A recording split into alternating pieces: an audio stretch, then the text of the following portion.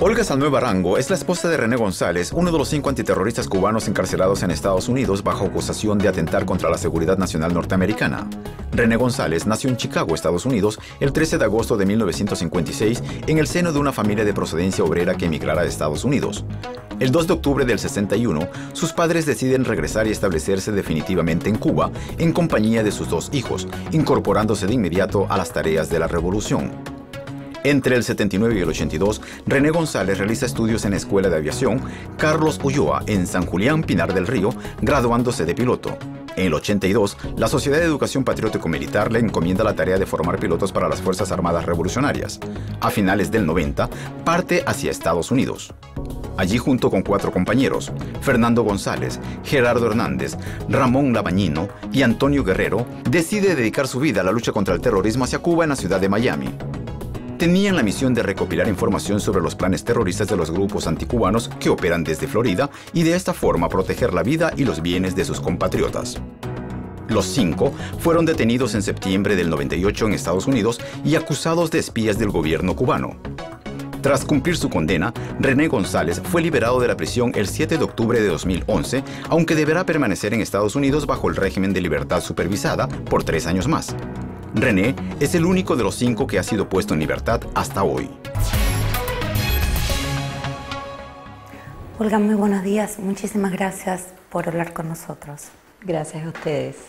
Cuéntanos cómo fue ese momento después de 13 años, después de que René cumplió su condena completa, fue liberado. ¿Cómo lo sintió? ¿Cómo fue ese momento? Bueno, ese momento era muy esperado por toda la familia, particularmente por mí, por nuestras hijas. Nunca imaginamos que René, después de cumplir toda su sentencia, tuviese que estar 3 años más. A pesar de que esto ya estaba en la sentencia originalmente, era absurdo, porque bueno, nosotros estamos en Cuba, producto que el gobierno de Estados Unidos lo quiso así. Queríamos y pensábamos que iba a regresar. Fueron muchas las ilusiones, muchos los planes, pero tuvimos que adaptarnos a esta nueva situación. Las niñas viajaron allá, estábamos en constante comunicación por teléfono. Ya supe tarde en la noche que lo iban a sacar muy temprano en la madrugada, a las 4:27 de la madrugada, y por supuesto no pude dormir. Fueron demasiados los sentimientos, los pensamientos, la preocupación, porque René salía de la cárcel, pero no sabíamos a qué se podía enfrentar en ese primer momento. Ahí estaban nuestras hijas, estaba Inmita, que ya tiene 27 años, pero está Vivé, que tiene solamente 13, con muchas ansias de verlo, y ve inclusive de verlo por primera vez sin el uniforme de preso, porque ella lo conoció vestido de preso. Y bueno, me pasé la noche en vela. Cuando recibí la llamada, Inmita fue la que le marcó el teléfono a René. René estaba, inclusive no está diestro, ni siquiera con los celulares, no. Entonces ella llamó y mami, aquí está nosotros le decimos en Cuba, mango. A la frase de el novio, del amor, ¿no? Dice, aquí está tu mango, y me pasa, bueno, para mí, escuchar esa frase, mi amor, que fue con la que él me recibe, fue sumamente emotivo. Nunca voy a olvidar ese momento, y fue una mezcla instantánea de sentimientos. Quisiera haber corrido por la línea y llegar a donde estaba él y darle un beso y un abrazo. Tenía el derecho de hacerlo, lo había solicitado durante todo el tiempo, inclusive ya cuando sabía de que René no iba a regresar. Ustedes me disculpan, pero nada, me tuve que adaptar a imaginármelo allí, al lado de las niñas, al lado de su papá, al lado también de su hermano, del abogado que lo sacó hacia afuera, y así fue. Fuimos después hablando durante todo el trayecto, después volvimos a establecer comunicación y ya René estaba cantando junto con los suyos, estaba cantando canciones de Silvio Rodríguez, y bueno, fue un momento inolvidable. Después vino un poco más la calma, el asentamiento, los primeros días. Y bueno, ya las niñas tuvieron que regresar. Las niñas están aquí, viven aquí conmigo. Ya Ermita se graduó y está estudiando. Después fue su mamá. Y bueno, estamos en eso. Realmente una situación muy difícil, muy atípica.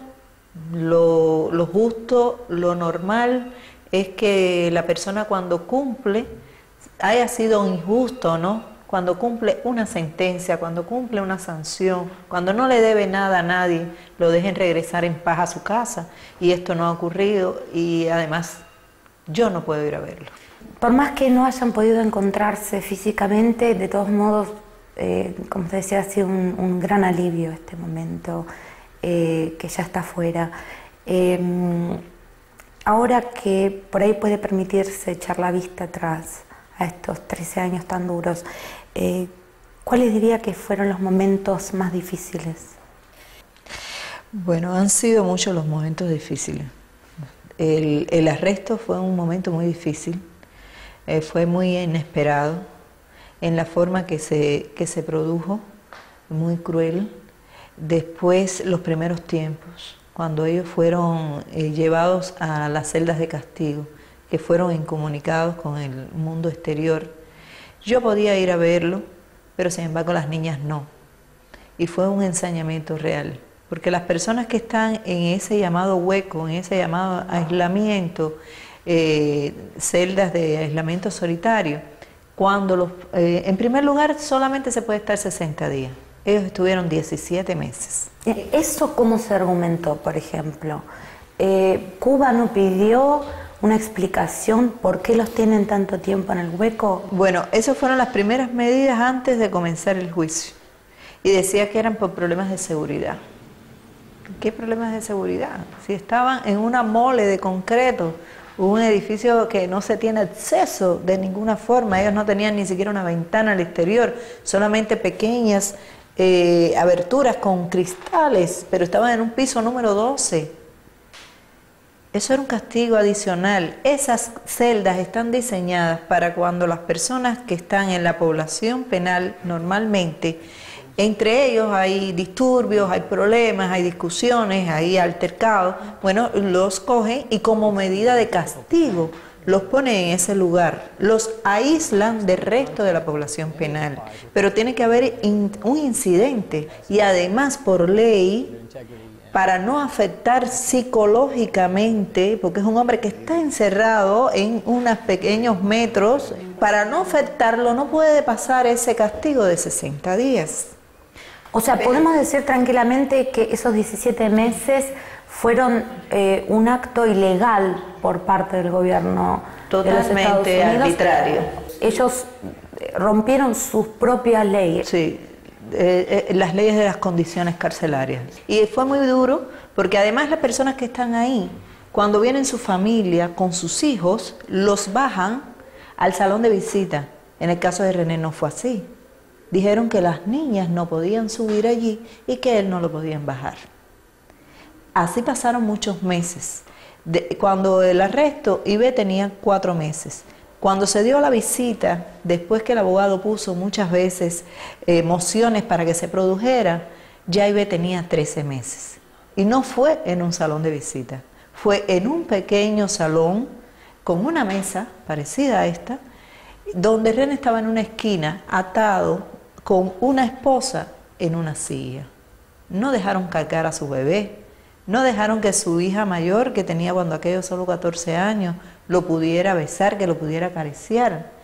Esas fueron las condiciones, totalmente innecesarias, un castigo adicional ahí a la vista de todos los que estaban presentes, que fueron testigos de cómo se ensañaron en René y en su familia. Eso me preguntaba sobre momentos difíciles. Eso fue un momento muy difícil, la presentación de su papá a una bebé de 13 meses.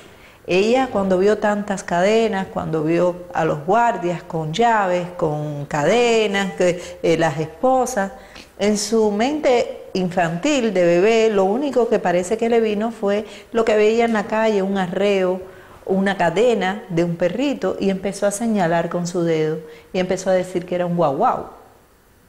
Eso me llegó al alma y me llenó de indignación. Y le dije una frase que me salió del alma. Le dije, no, mi bebé, aquí el perro no es tu papá. No señales para ahí que tu papá no es un perro.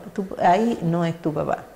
Y entonces fueron una cosa tras la otra, una cosa tras la otra. Después vino mi deportación, un momento muy difícil también.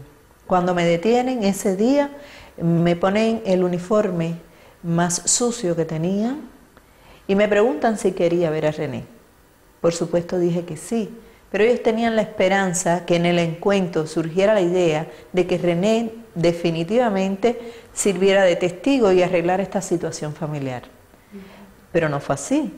Nos vimos, nos despedimos en ese momento, que fue el 16 de agosto del año 2000. René me pregunta, ¿de quién me había detenido? Le dije que era inmigración, una detención arbitraria también. Yo era residente permanente de Estados Unidos. No, yo tenía toda mi documentación. Yo salí de Cuba reclamada por René, que es un ciudadano norteamericano por nacimiento, y que me reclama a mí, a su esposa, y entré con residencia, con la ley. Yo no me llevé un avión, yo no me llevé un barco, yo no me llevé nada, yo no llegué en balsa, yo llegué porque me dieron una visa de entrada permanente a Estados Unidos. Pero bueno, en ese momento nos despedimos y fue muy duro también, porque sabía que iba a comenzar el juicio, no sabíamos qué iba a ser los resultados, cuáles iban a ser los resultados de ese juicio. Después, ya en Cuba, comienza el juicio, empezamos a llenarnos de esperanza, porque en el juicio no hubo quien pudiera evidenciar, ni con un testigo, ni con un documento, ni una sola oración, que demostrara que ellos hicieron algo que pusiera en peligro la seguridad de Estados Unidos. Nada de eso, todo lo contrario, se demostró la esencia del por qué hombres como ellos tenían que estar allí, porque el gobierno de Estados Unidos se negó a colaborar con Cuba en la lucha contra algo que es un flagelo universal, que es el enemigo de todos, el terrorismo. Se niegan a colaborar. Tienen allí, en Estados Unidos, en la Florida, estas organizaciones, saben quiénes son sus cabecillas. Cuba, una y otra vez, le ha demostrado los documentos, le ha dicho dónde están, le ha dicho cuáles son los planes, pero además se comprueban los hechos. Tenemos más de 3.000 muertos, más de 2.000 lesionados. Se demostró en ese juicio que esa era la única razón de esos hombres. A costa de sus propias vidas, a costa de dejar atrás lo más preciado que tiene todo ser humano, su patria, su familia, sus hijos, sus madres, sus hermanos, sus esposas. Pero había que salvar una familia mayor, que era la familia del pueblo cubano. Pero todo eso se demostró, el derecho soberano de Cuba de defenderse. Y nosotros nos empezamos a alentar, a guardar esperanza de que al final el resultado fuera que pudieran regresar a casa. Era demasiado evidente como para que resultara lo contrario. Pero otro duro golpe fue cuando los declararon culpables de todos los cargos, a pesar que la Fiscalía en determinado momento se da cuenta, en el caso de Gerardo, de que no puede demostrar el cargo que le estaban poniendo, y pidió una moción de urgencia para cambiarlo, para atenuar el cargo. Se lo negaron y no obstante fueron declarados culpables. Para nosotros fue muy duro. Esto es algo que debe de ser noticia, de hecho, podía ser noticia desde la detención, que un gobierno, que una jueza diga que las personas una vez que cumplan su sentencia no pueden acercarse a donde están las personas que se conoce que se dedican al terrorismo. Es increíble. No puede haber un terrorista bueno. El terrorista es malo en toda la dimensión. Y esto le puede ocurrir Hoy se le ocurrió a 5 cubanos, hoy no, hace 13 años le está ocurriendo, pero le puede ocurrir a cualquier latinoamericano, a cualquier emigrante, sea latinoamericano o sea de cualquier parte del planeta, que esté en Estados Unidos y que se atreva a alertar a alguien de un plan terrorista que surja de estas organizaciones. Son muchos los muertos que ha puesto nuestro país, muchos y desconocidos, más de 3.000 víctimas, casi 3.000 también lesionados, muchas las familias. Somos una pequeña isla, proporcionalmente tenemos muchas más víctimas de terrorismo que los causados incluso por ese crimen que se realizó con las Torres Gemelas. Y sin embargo nunca se conoce, no importa, es que acaso la vida de los cubanos, que la vida de los latinoamericanos, la vida de otras personas del mundo no importan, no son noticias. Vamos a seguir con este tema, pero después de una pequeña pausa.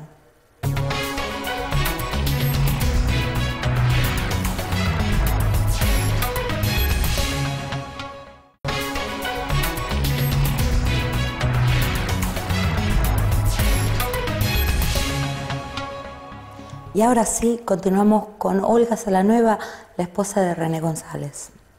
Además, el hecho por ahí de que no se puede basarse en la ley como una garantía, porque puede ser... ¿El peligro que corre René? No, me refiero a que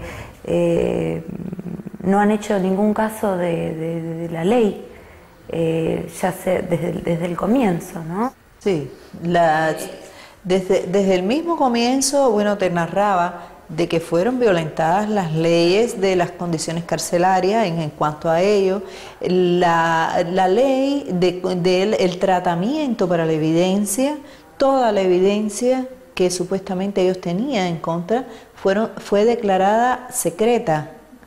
Y solamente con el 20% la defensa tuvo que preparar su caso. Son muchas y continuas las violaciones de carácter legal que se fueron sucediendo, por lo cual dieron estos resultados.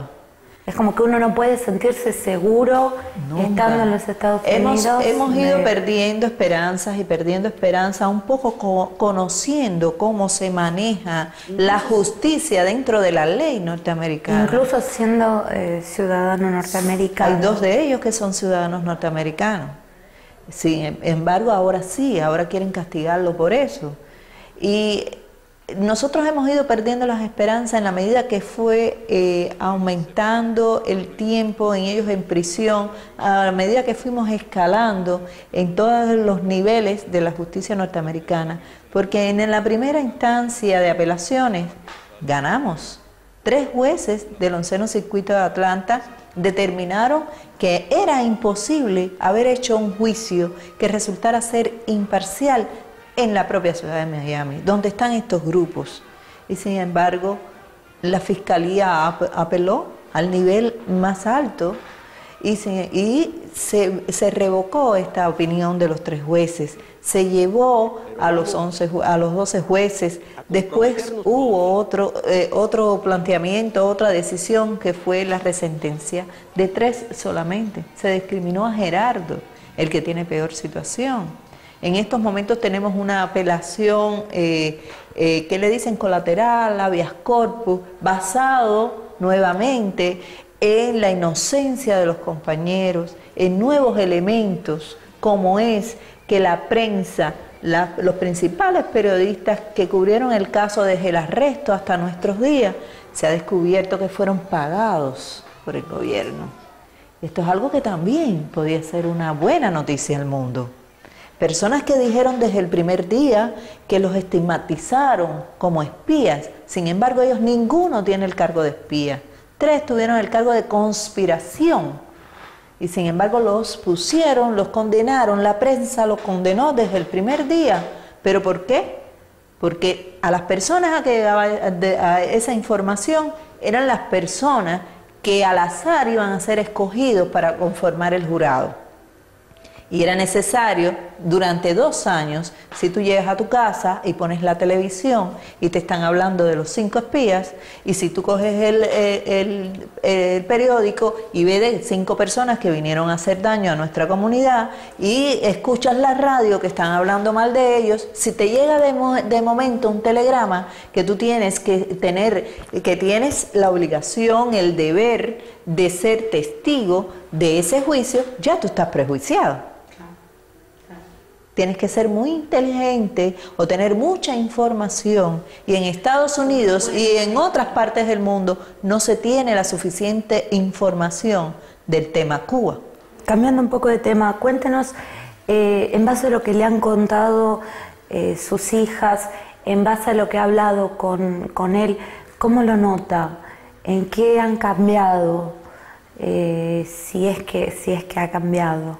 No. René sigue siendo el mismo. René sigue siendo el mismo, y él se propuso lo mismo que sus 4 compañeros, salir de la cárcel siendo mejor persona, siendo mejor ser humano de lo que entró, y también conservando su salud, y eso lo ha logrado.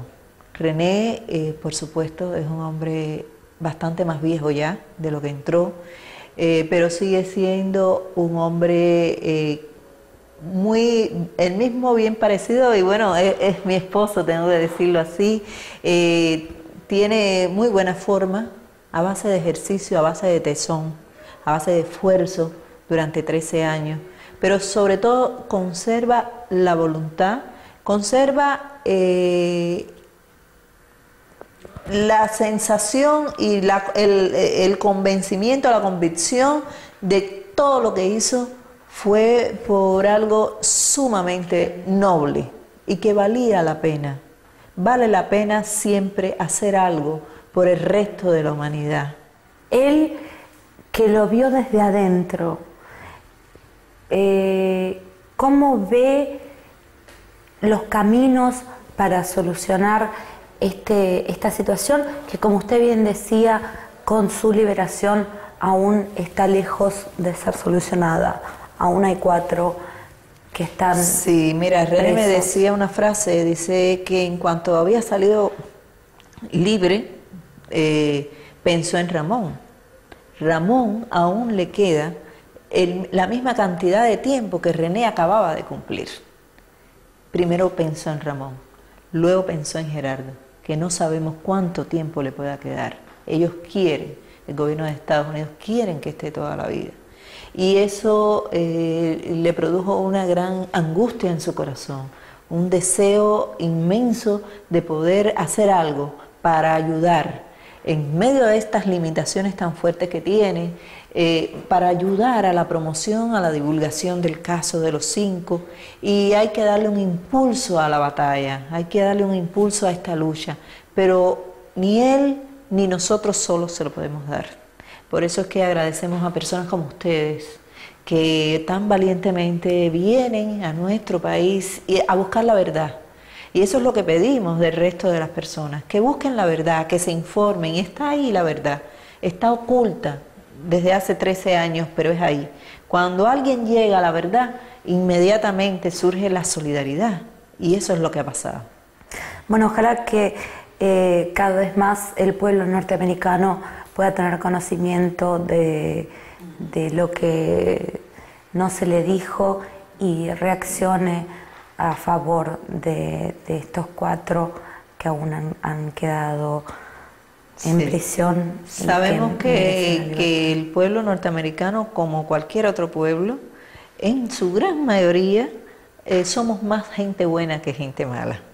Y la gran mayoría, al conocer cosas como estas, cosas tan absurdas, cosas tan criminales, tan inhumanas también, porque el castigo va más allá de las celdas, de la sanción como tal, de la sentencia como tal, se ha trasladado a la familia, a esposas que no han podido verlo, la esposa de Gerardo que no ha podido ver a Gerardo. ¿En qué cabeza cabe? Tiene que ser en una mente enferma sentenciar a una persona a estar toda la vida en prisión, pero sentenciar a la esposa a estar toda la vida sin ver a su esposo. Cosas como estas, cuando se descubren, cualquiera que sea el pueblo, cualquiera que sea el ser humano, de cualquier rincón del mundo, no puede estar de acuerdo. No puede estar de acuerdo. Y eso llama a preguntar por qué. Tiene que haber una razón. Y cuando se conoce el por qué, entonces inmediatamente, si eres un buen ser humano, independientemente de cómo pienses, qué religión tengas, qué línea política te guste seguir, independientemente si eres un buen ser humano, te vas a dar cuenta de que esto es una gran injusticia. Bueno, vamos a seguir entonces esperando con todas las fuerzas que haya más buenos seres humanos y que esos buenos seres humanos estén informados de lo que realmente pasó para que se haga justicia. Una vez más, muchísimas gracias por haber hablado con nosotros. Gracias.